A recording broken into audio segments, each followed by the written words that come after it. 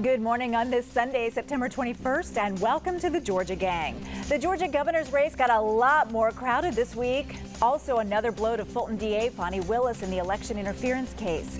And Rivian breaks ground on its $5 billion plant east of Atlanta, bringing thousands of jobs to the area. Melita, Phil, Theron, and Brian are all here. The debate and discussion begin right now. From the Fox 5 studios, the Georgia Gang starts now.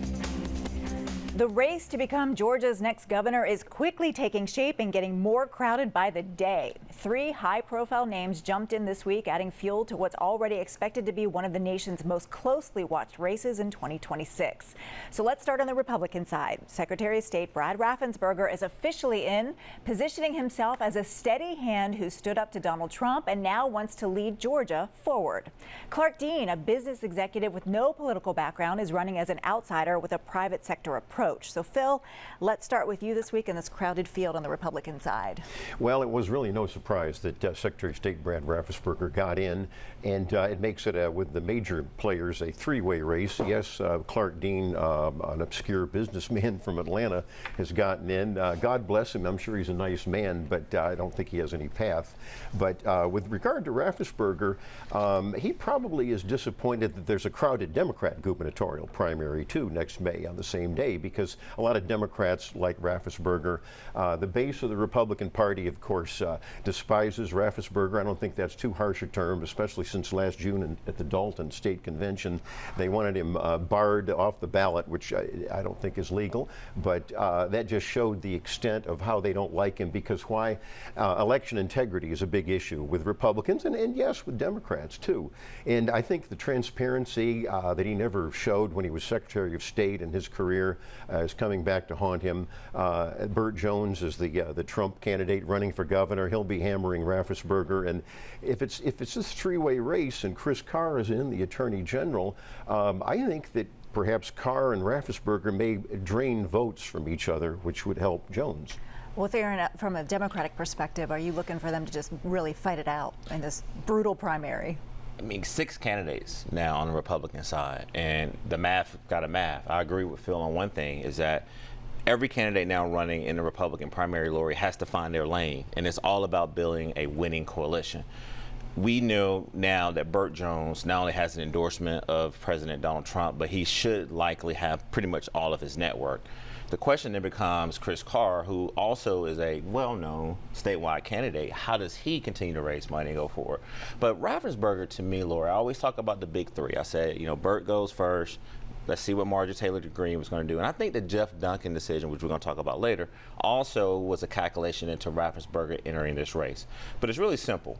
Are there enough disenchanted, disaffected Republicans out there for Brad Raffensperger to appeal to, which at a time where I believe that this Republican primary is going to be fueled whether or not or how much are you supportive of Donald Trump and his policies. So he's going to have to really answer what happened in 2020. And one thing that B-Rob always talks about, if you're talking about 2020, you're losing, but it's going to be very, very interesting to see how Brad finesses that, and can it be actually a benefit to him in this primary. You take the words right out of your mouth, but my question to you also, Brian, is for the Republicans who are not in Donald Trump's camp, do they go to Chris Carr, do they go to Brad Raffensperger, do they go to the other candidates? Well, first of all Republicans are basically in Donald Trump's camp. Let's start with that. So the question becomes, who is a Republican who likes Donald Trump, appreciates what he's doing for the country, shares a lot of his values, but doesn't necessarily do whatever he says, right? Willing to think for themselves. 75% of Republicans in Georgia in the primary 2022 met that definition. They said, we love you, but no thanks, we're going to go with Brian Kemp. He's who we want. So those are some independent thinkers. One thing I would like to differ from my friend Phil on is he referred to the people at the state convention as the party's base. They are no such thing. They would never have nominated the winning candidates who won statewide in 2022. They would have picked people who all would have gone on to lose in the general. We would be run by Democrats today if the state party had picked the candidates in 2022. No, we would. We'd have lost. I have no doubt about it whatsoever. So Brad Raffensperger, he won 52% of the party's base, the people who show up to vote in primaries. Chris Carr got 75% or thereabouts, really mirroring what Brian Kemp got. That is the party's base, and that base is a lot more independent than the people who show up at the state party convention and think they should decide who can run as Republican and who can't. Before I go to Melita, would you like to rebut his? Sure. All I would say, as you well know, Brian, is that these are the activists. These are the people that knock on the doors. These are the people that get out there. And so I don't think you and I really would know the answer to that. But I do Well, we know have empirical evidence. We have empirical evidence of what Republicans chose in 2022. So they were, again, they do like Donald Trump. There's not a non-Trump part of the party, right? But there are people who are willing to think independently. And so Raffensperger and Carr are going to have to compete for people in that lane. Right. And that's very narrow. Well, that's why I think it'll help Jones. Okay, Melita and Theron are about to get out their popcorn here, but Melita, go ahead. Well, I think what you have to remember, though, is that Trump's approval ratings are tanking. And so what will Trump's approval rating be a year from now? The other thing is that these Republican men, have a problem in that how do the voters distinguish between one white male Republican man from another? To turn an old phrase, at a certain point, they all begin to look and sound alike. And so, you've got that. And then the other factor that goes into play we're about to talk about is how many disaffected Republicans, since we are an open primary state and you can pull either a Republican or a Democratic ballot, how many of the disaffected Republicans, instead of voting between these guys who are running as Republicans, will switch over and vote for Duncan? All right, we're going to switch over and talk about Duncan, but for the record, Phil and Brian, I don't think you all look alike, so we'll just Thank you. Yeah. And I think we obviously have some diverse views on these issues. In all modesty, I look far better. All right, now to the Democrats. Former Republican Lieutenant Governor Jeff Duncan, turned Democrat, announced he's all in for governor. So Theron, can he get through a Democratic primary?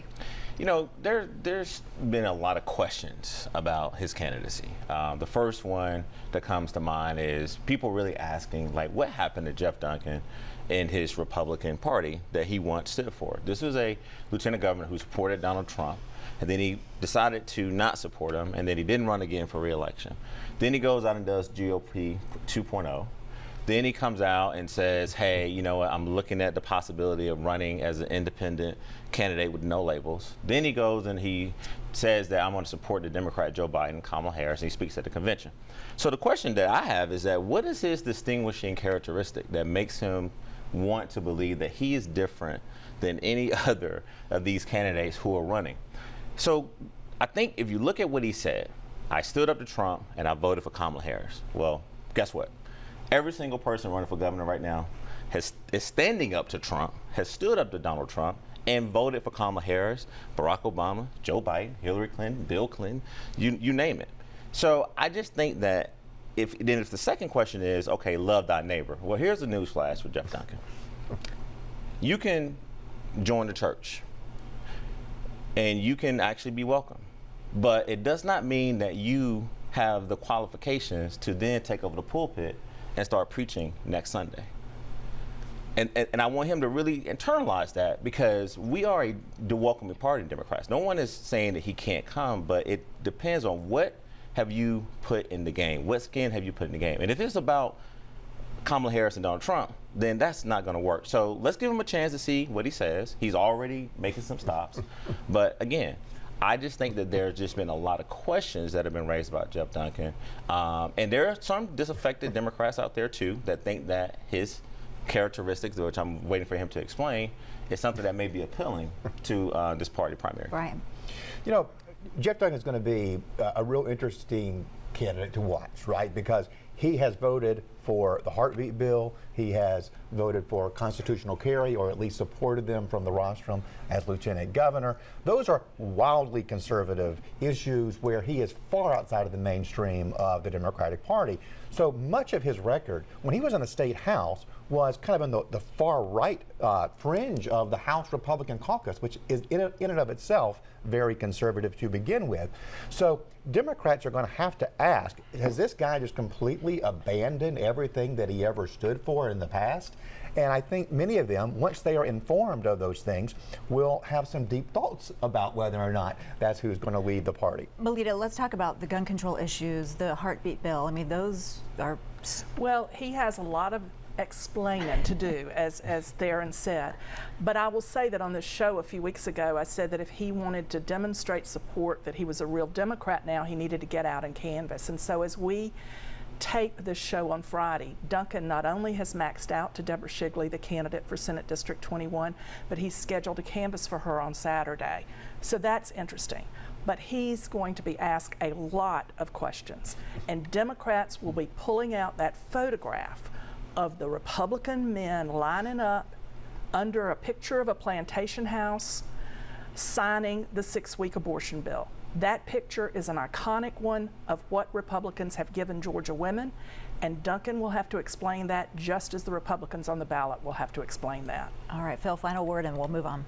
Well, I'm happy that some of the Democratic gubernatorial candidates are already attacking Duncan like I do and many Republicans as being a sanctimonious, holier-than-thou person who has shed all of his God, family, and country beliefs. He's the Judas of the Republican Party. He took his 30 pieces of silver and left the party. And so I warned Democrats weeks ago on the show, don't trust a man like that. He has no values whatsoever. Brian? I will warn my Democratic friends, their heads are going to explode, because when we see early polling, you're going to see Jeff Duncan actually polling fairly well simply because of the name ID factor. You're going to see a universal gasp from our Democrat friends. Well, but name recognition only polling can be a mile wide and an inch deep. And we're early on. All right, coming up, the state's top court weighs in on Georgia's election interference case, and it's another big blow to Fulton DA Fonnie Willis. We'll discuss next. Have a question or comment for the Georgia Gang? Email them at georgiagang@foxtv.com. There's a major shakeup in the Georgia election interference case. The state Supreme Court just said no to Fonnie Willis's request to stay on the prosecution team, effectively upholding her removal from the high-profile case against Donald Trump, the president, and his allies. The ruling means someone else will now have to take over the case after months of controversy surrounding Willis's relationship with former special prosecutor Nathan Wade. Melita, now what? Well, it's up to the prosecuting attorney's council to find a special prosecutor and to determine whether that special prosecutor would then try the case. I'm not placing any bets that Pete Scandalakis will move quickly or find a prosecutor. I think it will have a slow and agonizing death, the case. Brian, I think, agrees with you. I can see you shaking your head. I don't think it'll be slow or agonizing. You will not find a Republican DA in the state who would come anywhere near this case because it was a dumb case to begin with. It should never have been brought. If anything, this is a federal case. A local jurisdiction shouldn't be doing it. It would cost a local jurisdiction way too much money. And a Democrat isn't going to take it on, not because of the politics, just because the case doesn't work. But to call it a dumb case is an insult to the grand jury members who returned the indictment. You can indict a ham sandwich, as they say. That's right. This case should never have been brought. We should never have been a local issue. And you're going to see, there's plenty of DAs in the state. There are plenty. If this thing is a decent case, let them step forward and take it on, right? They're not going to because it's not a good case. Theron? Yeah. At the end of the day, Fonnie Willis's conduct, and you can argue that it should not have no bearings on the merits of this case. Let's go over the merits. You had 19 people who were indicted, 3 of whom actually pled guilty. There remain 16 folks. One of those people that are in those 16 is President Donald Trump. Separate note, we can have a conversation about whether he's going to be granted immunity. So then it's the 15 other people, and I call them defendants, because in this country, you do have a right to defend yourself. You do have an opportunity to go through due process. To Melita's point is that the conduct of the district attorney, who, by the way, accepted the ruling, all right? Wasn't no big, turn over chairs, flipping over tables. It was, okay, I still think I should prosecute this case, but I expect the court's ruling. Now it becomes Pete Scandalakis has a third choice.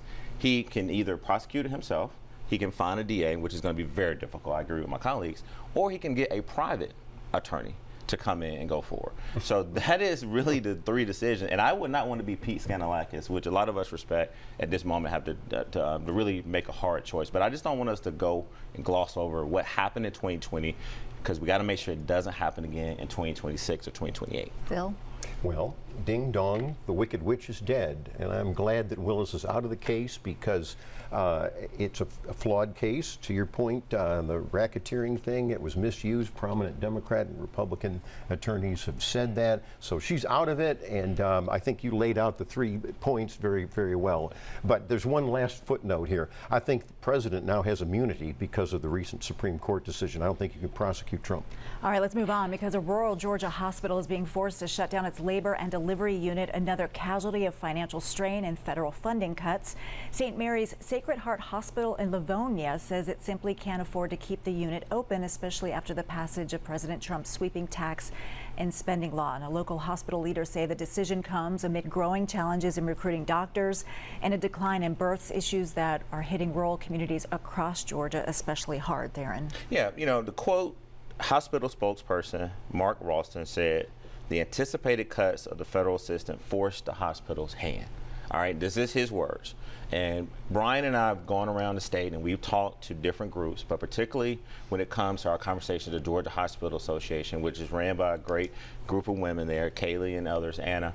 But we knew months ago that this was going to have a negative impact. Also, shout out to John Ossoff, our senior U.S. Senator, for pointing this out, because I think that this is the start, Lori, of many other hospitals across Georgia, rural and urban, who are going to have their hands forced because of what we're seeing from the big, beautiful bill. I like to call it the bad bill that, that bad, bizarre bill that actually put a tremendous unnecessary pressure on cutting funding to these hospitals that deserve it most. Phil?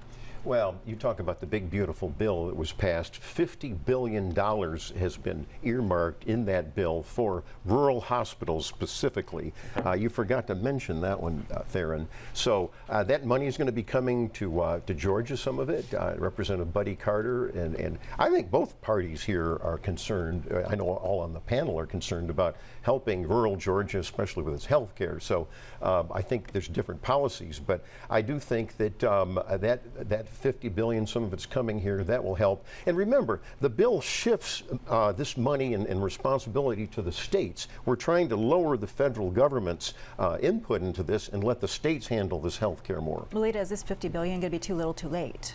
It's too little too late, and they haven't decided how to spend it. But, the next hospital that's slated to have the same issue is Evans Memorial Hospital in Claxton. And already you have 61% of Georgia women who live more than 30 minutes from a birthing hospital. It's real hard to get industry to rural areas where the employees can't birth babies easily. So this is a problem that Georgia has known it had. This is a problem which cried for visionary leadership, and it's a problem that the Republicans in charge haven't addressed for 20 years. Brian? A lot of these issues that we're talking about here aren't so much about any recent legislation. These are ongoing issues that rural America has faced for a long period of time. What you're hearing here could have easily have been reported 10 years ago. It's just gotten worse. What you're seeing is a hollowing out of the population in rural Georgia and in rural America.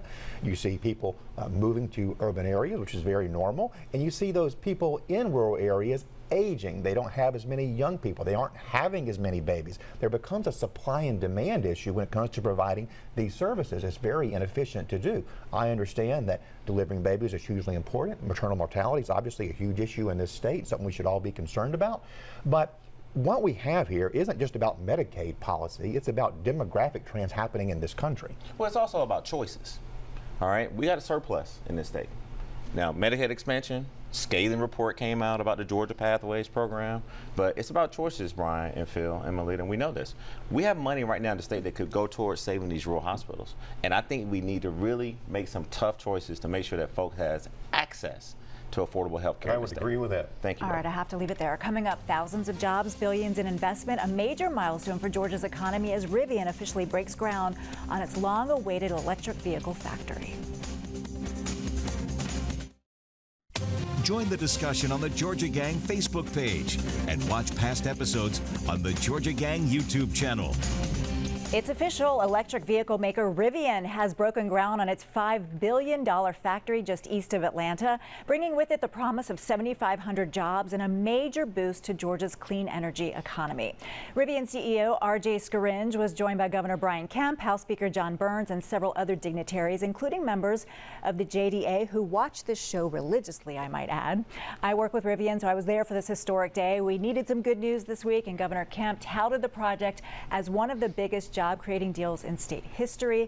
Brian, I'll go to you first because you were talking about, this is a rural area, and these are thousands of jobs coming to rural Georgia. Not just jobs. These are high-paying jobs, and these are jobs that will require certain skill sets. It'll be a boon to our technical college system there in East Georgia.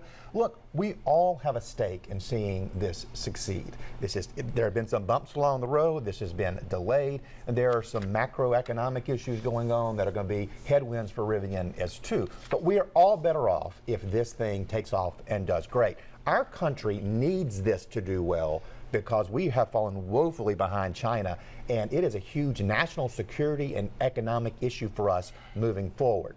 So one thing that's going to be a problem, though, we're seeing a slower transition to electric cars by Americans. It's going to create an oversupply of batteries because they plan for more demand than we're seeing. So the battle isn't over for Rivian yet. There's still going to be some challenges over the next 5 years. There in the backdrop at the groundbreaking was this big, huge, beautiful American flag. I thought they did a really good job on the rollout. Well, I'm smiling, I'm smirking at you because, yes, the backdrop was good and good job on your part. But the one image that I enjoy is seeing RJ and Governor Kemp in the Rivian, and then you see the governor. Bring the camera on me. Let me make fun of the governor for a little bit. But he gets in the Rivian, he pulls up his belt buckle. I'm sure he had his boots on. He said, "Man, it took us a long time to get here, right?"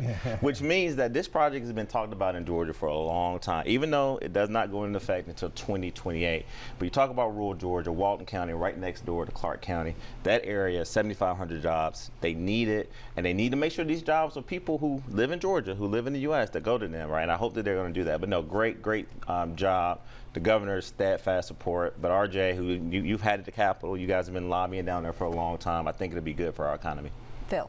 Well, I wish the project well. Some of the positive points have been said by my colleagues. Rivian, sadly, has never made a profit, so I would like to see if they can make a profit. Now, they were very lucky under the Biden administration for getting that giant boost. I don't like loan. It's a loan. It's a loan, but I don't like the government playing winners and losers with companies like that. So anyhow, I wish them luck. Melita. Well, it would help this entire project if the president would quit his diss of electric vehicles. And the other thing is that there's an uncertainty about the steadiness of the supply chain. Maybe they do have a backlog of extra batteries, but the tariff situation can greatly impact the supply chain that will be needed once the plant is up and running. And good manufacturing depends upon a steady supply chain, and that's a place where we're uncertain how the president will behave in the future. Lori, are they going to keep the Ponce City Market store open? Yes. And there's one in Avalon, too. Okay, well, I don't make it up to Avalon much, but I like to go over Ponce, and you know me, I'm a Democrat. I like a nice free test drive, B-Rob. Free, free test drive. Yeah. Go drive. It is quite a vehicle. Yeah. By the way, Well, the president is in favor of the EV industry. He's in favor of competition. He's said that. He just doesn't like subsidies. Well, and since you're So I talking wanted about to correct Ponce you on City that. Market, there's supposed to right. be 500 people in the new headquarters scheduled for that area. Yes. Keep them in Atlanta. That's good. All right. Up next, winners and losers. Stay tuned. Time now for the week's winners and losers. Well, first of all, if I could, I just want to give a shout out to the fine medical professionals at Piedmont Hospital for taking the best care of my mother-in-law. She suffered a stroke. She spent 2 weeks at Piedmont. She's home and doing really, really well, and is expected to make a full recovery. So thank you all so much for that. Brian. My winner is Sam Greenglass. He is a political reporter for WABE, and he is taking a job with the national NPR in D.C. covering Congress. That'll be great. He does a podcast that sort of was attached to Theron and my podcast at WABE. Nice. So, and I would also like to say, make a winner of Governor Cox in Utah, who I think has just set a tone of healing and American unity. I just think that is something we all need to take heed of right now at this moment in our country. We don't need a civil war in this country. Theron. I agree with those two winners, Brian. All right. every year, my most important favorite moment in Winners and Losers is when I get a chance to wish Sugar, I my knew it was mama, coming. a happy birthday. Happy birthday, Mom. Happy I won't say your birthday. age this year. I got in trouble. But I also want to give a huge shout out to Councilwoman Andrea Boone, whose birthday was in September. Next winner is going to be Emory University, which announced this week they will be providing free tuition to students whose families earn less than $200,000 per year. And then lastly, the Gwinnett Sports Commission and Chairwoman Nicole Love Hendrickson for securing the 2026 ACC Women's Basketball Tournament. Phil. I got a winner. It's a new book by Congressman Barry Loudermilk. He represents parts of northwestern Georgia. It's called And Then They Prayed. And he talks about in American history. He talks about what happened at the beginning of the country. It's perfect for our 250th anniversary. So I recommend the book. And also, President Trump is a winner for making Antifa, the far-left communistic organization. It's a domestic terrorist group. They're the ones that vandalized and tried to attack the police with Cop City. So thank you, President Trump. Melito. Well, I would disagree with that definition, but my winner is my college friend Deborah Bloom. She's a Pulitzer Prize-winning journalist and author of several best-selling books. She'll be inducted into the Georgia Writers Hall of Fame on Tuesday. I also want to make a winner all the workers at the Atlanta Center for Disease Control who've now reported back to work in a building where the bullet holes have only temporary fixes. These people are under fire and they're still devoted to their life-saving work. So they're my winners. All right, we'll leave it there. Have a great week, everybody.